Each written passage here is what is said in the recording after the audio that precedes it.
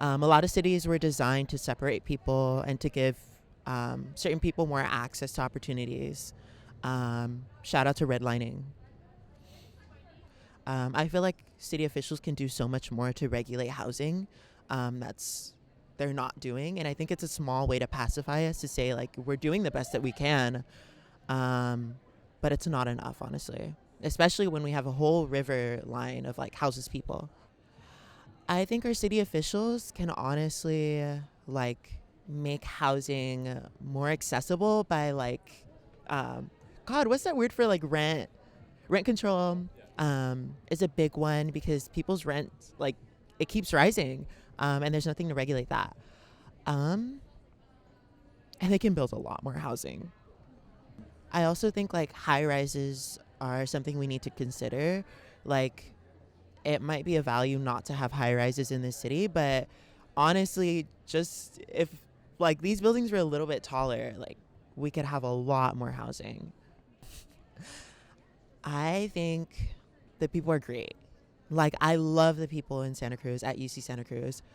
I hate the administration. Oops, sorry, Cynthia. Um, the admin doesn't care for its students. I've seen so many students like without food, without resources, without housing, and our admin doesn't provide like transparency, which is like one of the most basic things. Um, like I need our admin to fight for us, like you know, like they should, and like honestly, all this like random money that we don't know like where it's going to, and all these like made up positions that don't serve us as students. Um, that's how I feel about this school. Beautiful campus, though.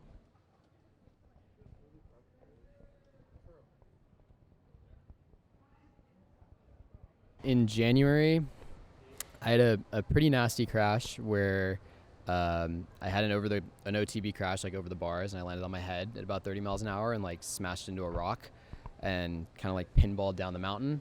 So that was a tough one. Yeah, I got like a big hematoma on my leg and like obviously a concussion. So I'd take about a month off. When you're in the process of healing, I think there's a lot of frustration about just wanting to be on your bike and like being frustrated about not being able to move, just especially as someone who likes to be moving.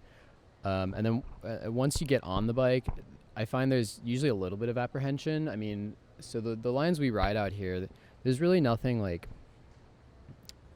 very beginner friendly.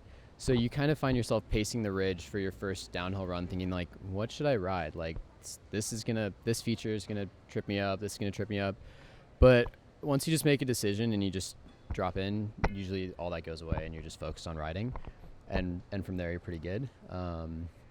And yeah, I was doing this lap, and I was behind my buddy, and I was following him, and like halfway down on this like incredibly technical trail, I was like, are my fingers in the right position? Like, is this how I normally hold my bike? And I was like, you should not be thinking about this like as you're about to lose 300 feet of elevation. And that was kind of one of the things on my thesis too, is like the connection between the rider and the bike. So as you kind of gain experience, you can think less about what you're doing with the bike and how you're doing it with the bike, and you can actually think about the trail instead of the bike. Mm.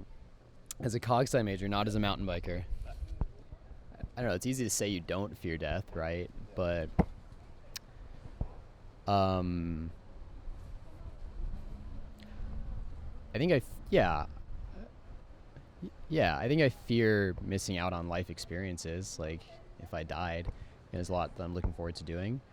Um, but I fear crippling injuries a lot more. I think like or debilitation more than death. I think that would be a lot worse. Like I think being alive and not being able to do what you want to do would be a lot worse than dying, personally. I don't know that they have superhuman intelligence, but I think that humans and animals of all kinds, we actually don't notice the connections that are there. They're really smart. They think they want to. They're curious about us. We're curious about them. You've probably had experiences in your life, with an animal, uh, whether it be a dog or a cat or a deer you run into, and how curious they are and how much they are fascinated with us.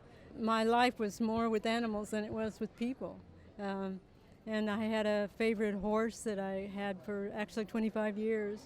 And I learned to train dogs and horses, and it was a different life, all right, than living in the city, you know. What was the transition like? I went off to college, and I was in shock about the world that's outside our valley, our mountain valley and our ranch, you know, and how people thought differently. The first holiday was Thanksgiving, and all of the students were talking about how they were going to go off and do things over the holiday and celebrate, and I was just wanting to go home and be with my horse.